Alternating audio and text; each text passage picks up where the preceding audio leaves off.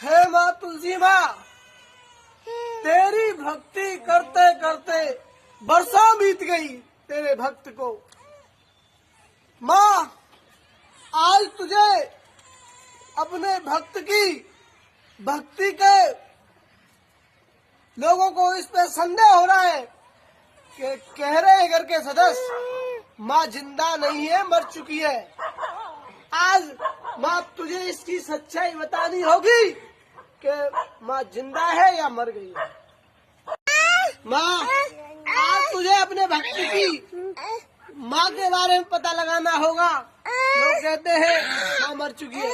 ये 5 पत्ते हैं तुलसी के, इस जल में डालूंगा। अगर जल सफेद का सफेद रहा तो माँ मर चुकी है, अगर ये लाल हो गया तो माँ जिंदा है। माँ, तूने अपने भक्त की भक्त